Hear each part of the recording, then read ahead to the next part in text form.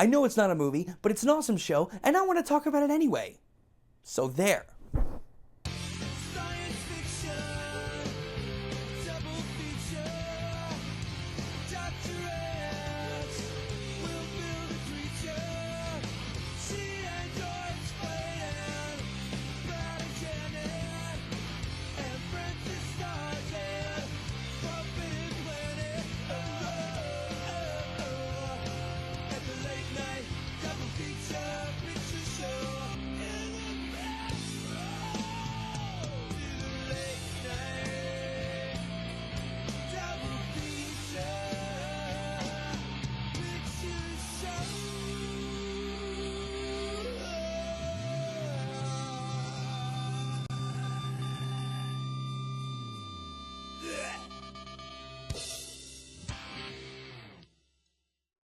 Welcome back to the 13 Films of Halloween. I'm Adam J.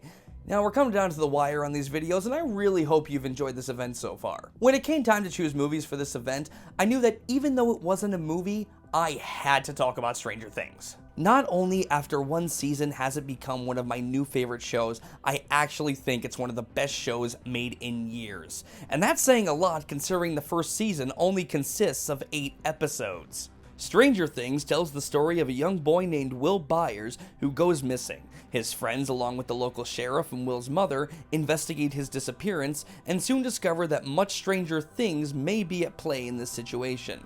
From the first episode, right off the bat, you can tell that this show is one big send-up to the works of Stephen King and Steven Spielberg.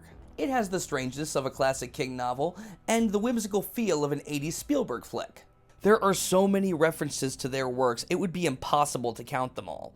There's even some of Ridley Scott's Aliens sprinkled in a later episode. So, needless to say, if you are a fan of these things, if you loved E.T. or Stand By Me or It or The Goonies or Firestarter, you will absolutely adore this show. The acting is brilliant from every performer. Each one made their characters feel unique and special. I am hard-pressed to think of one character I didn't like or one performance that was bad. To be honest, I was so happy to see Winona Ryder make a comeback on this show, playing the missing boy's mother who is desperately searching for him and trying to communicate with him. This is one of the best performances I have ever seen from her. I've always loved this actress. For those who don't know, one of my favorite movies is Bram Stoker's Dracula, in which she played Mina Harker. And with Stranger Things, it was good to see her back in a sci-fi horror setting, or, at least one that wasn't Alien Resurrection.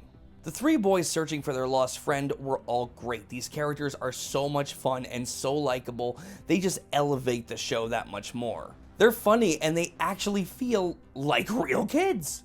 It reminded me of The Kids in Super 8, which was another Steven Spielberg send-up directed by J.J. Abrams. The kids from E.T. and Stand By Me were the same way. However, the best performance in this season comes from another child actor, Millie Bobby Brown, who plays Eleven, a young girl with a shaved head who shows up and definitely has a past with the government agents that have arrived in town. Her backstory is revealed through flashbacks where you see just how much hell this young child has gone through.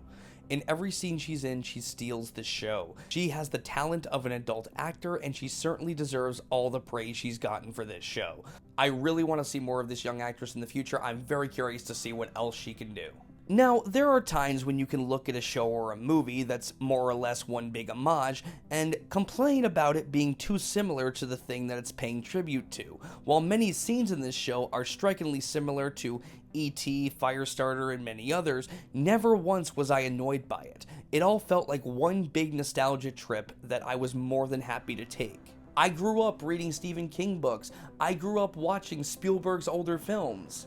Honestly, I was just happy to be taken back to that simpler time in my life. The structure of the show is fantastic. 8 episodes was the perfect amount to tell this story. It moves at a beautiful pace. However, if I do have any complaints, it's with the ending. And I don't mean like the whole final episode. No. The final episode is really good. I'm talking about the last, maybe 6 or 7 minutes of the final episode. I felt like those final moments could have been handled better in regards to certain characters. I won't spoil anything for those who haven't seen the show, but that's really my only complaint, and it's a complaint that I am more than happy to overlook. Stranger Things is one of the best shows Netflix has ever produced. It is one of my new favorite shows. I loved it with everything in me, and it is the only thing in this whole event that is getting an A+. Please see this if you haven't, it's that damn good. Just pick a day, go on a nice Netflix binge with it, you won't regret it. Thank you all for being so patient with me. I know we still have one more video to go. I know I'm behind, and if you want to know why these last 3 videos were so late, just wait for the next one. Let's just say it's a big fail.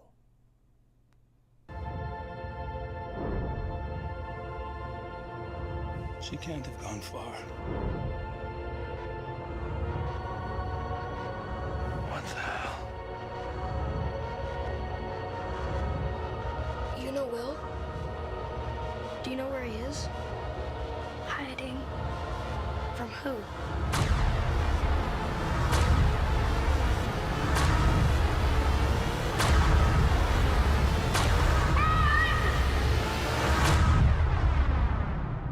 Maybe Will saw something that he shouldn't have.